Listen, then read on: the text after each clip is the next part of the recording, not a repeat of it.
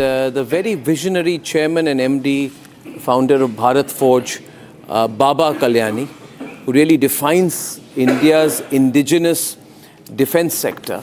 So he's done so much good work there.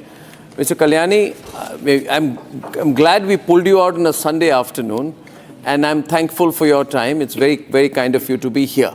A lot of people will watch for what you say. Rajiv, likewise, thank you very much for joining us. Before I go to Mr. Kalyani, may I ask Rajiv to give me, as President CII, a broad review, broad brushstroke reaction first to this budget, as expansively as you would like to, and then I'll go to Mr. Kalyani next. Rajiv. Yeah, so Arnab, overall very positive. If I start, at the building blocks level, continuity clearly seen from the earlier budgets, a strong focus on macroeconomic discipline, lot of focus on manufacturing across sectors. So if you look at I'm getting an echo back, Arnab. So a lot of focus on manufacturing across, and they've identified clearly 7 sectors that you want to focus on. So whether it is biopharma, semiconductors, especially a lot for electronics manufacturing, and also for labor-intensive sectors.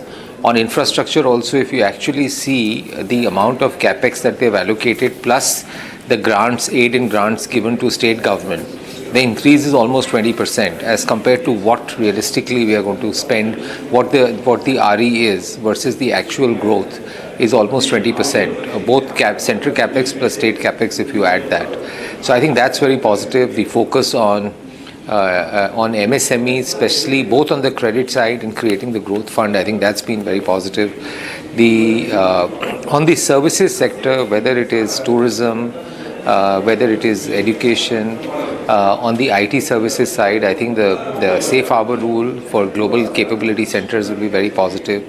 Data centers, obviously, I don't think anyone expected that they'll give a 2047, 22-year kind of tax relief on export of services. Also very clear on the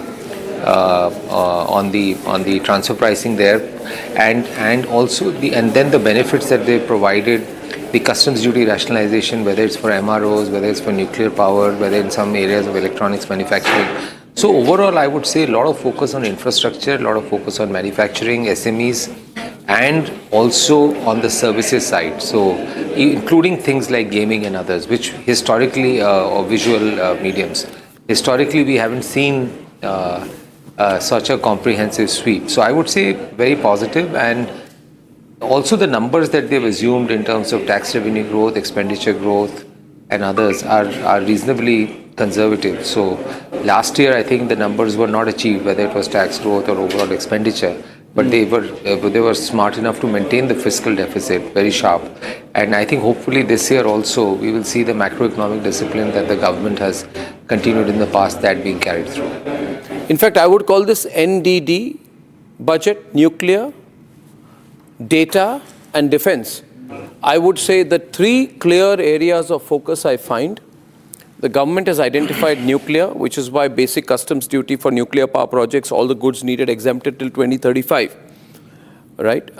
They've set in motion. So what the government is saying here is that, look here, we are going to be election agnostic. We must have a policy, regardless of who comes to power, India must move in a certain direction. On data, Rajiv, I agree with you, because this tax holiday till 2047 is historic. Basically, Government of India is saying, you want to make us data sovereign, we will help you. You want to make us dependent on data, we will not help you. Now I want to move to defense. Mr. Baba Kalyani, the government has allocated 7.85 lakh crore to the defense sector in the union budget. That's up from 6.81. That is quite significant. I don't know, somewhere between 15 and 20%. Yeah. What is this signal? And is there something that we need to look at beyond just the number, in terms of the fine print as well, that's likely to follow? I think, Arnab, first of all, I have to congratulate the Finance Minister, the Honorable Prime Minister, for the continuity and predictability in their reform process and the whole 2047 landscape that we are looking at. Now, if you look at the defense budget, it's almost 18 to 20% increase in the defense expenditure. We have one new element now in the defense expenditure, which is called emergency procurement. It was there last year, but it has become much larger now. And hopefully it will continue into something called a fast-track procurement process, because they want to reduce the procurement time cycle for defense procurement. And that's the reason why you see this whole increase that you're seeing in defense expenditure. Even the capital expenditure has been increased by almost 25% by 2.35 lakh crores. And, I think whoever is in the defense industry is very thrilled with this, that whole continued push, which was, and no unnecessary surprises that came in the budget. So we are very grateful to Madam Finance Minister, who has delivered the continuity and delivered growth in this area. Mr. Kalyani has also had, Abhishek, this is very important here, that Mr. Kalyani had led a committee, if I'm not mistaken, which was the Baba Kalyani committee, which advocated way back in 2018. Yeah. Way back, that's, way back in 2018, this is Modi government 1. It said that, move from an export-only model, used available idle capacity. Maybe he can tell us a little bit more on that, because this budget should make you a very happy man, Mr. Kalyani, because this budget has advocated this intent. And you can perhaps tell us how what you had proposed in 2018 is getting implemented now, because idle capacity is bad. Idle capacity is just a waste. And underutilization of capacity is the worst thing that we can do in today's time. Mr. Kalyani, can you tell us how this budget addresses what you had thought out in 2018? Well, I'm very happy to read this in the budget document, the SEZ rules, unutilizing excess capacity in SEZ export units. This was a committee set up by Mr. Prabhu when he was the Commerce Minister in 2018. I headed the committee, and there were several other people, including a Commerce Secretary at that time. And we had said that what is the point in having, land, facilities, and all this available in an SEZ if you can't use it for productive purposes? And there is no difference nowadays between SEZs and the general manufacturing, because there are no specific advantages that were there at that time specifically for SEZs. But it took, unfortunately, 8 years to get this going, but I'm glad that at least they made a start. I hope the rules are not very cumbersome in this. I don't know the details of the rules and caveats that they have put. I think this is a movement in the right direction. You're right. India cannot afford to have anything lying idle, any capacities lying idle. We need to improve our capacity utilization for every area of our activity, industrial, business, commerce. And this is one of the things that should help people who are. I'm not in this activity, so I have nothing to do with this. You had a good role in that. Next question for. Yeah. Let's take the next question for Rajiv from Abhishek, please. Yeah. Abhishek. My question is, Mr. Memani, you mentioned about the customs duty rationalization aspect. I mean, is it from the political messaging point of view, do you see a measure of confidence in the manner in which the finance minister has really opened up imports so that ultimately manufacturing is benefited in the country? Yeah, I would say it's a measure of confidence, and it's also what is required. So where they have made, if you look at the areas where they've made changes, one is in electronics manufacturing, some parts where India is, even to be successful in imports, as far as raw material is concerned and other areas are concerned, I think the duties have to be much more competitive. If you look at nuclear power, I think Arnab also mentioned, how do you make that more impactful and much more competitive? And a lot of it is around simplification.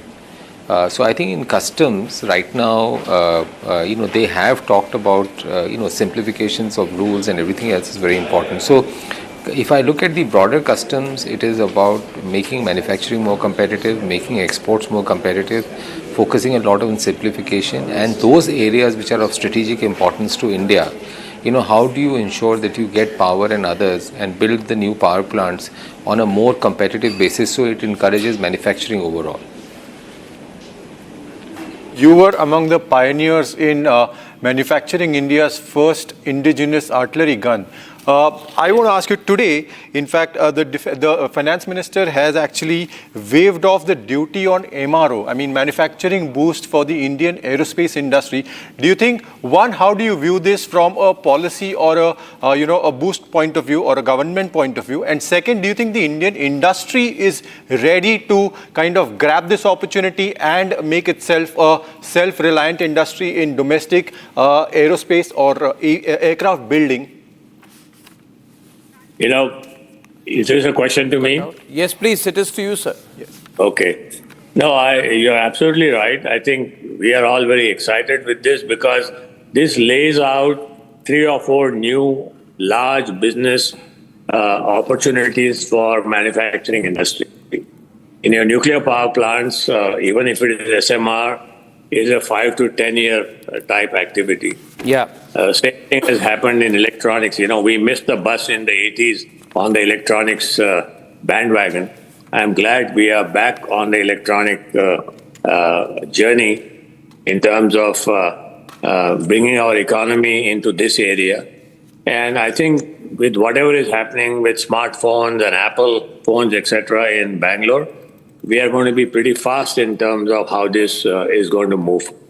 And obviously, we need components. We don't make all the components here. We used to have in the 80s a lot of component plants. They all got closed down because electronic itself was disappearing from our marketplace and now reappearing again. And it's a very large industrial activity. So it's a very large boost to the Indian economy and Indian manufacturing sector. Similarly, you have also shipping, although it was not specifically mentioned, but there are these 3 or 4 new big opportunities that come up for the manufacturing sector: nuclear power, electronics, shipbuilding, etc., apart from defense. Yeah. So I think these are lots of opportunities. I thank you, Mr. Kalyani and Rajiv Memani, for your post-budget reactions on Republic. Thank you very much. See you soon again, both of you. Thank you so much, sir. Thanks. Thank you, Mr. Arnab. Kalyani. Thank you.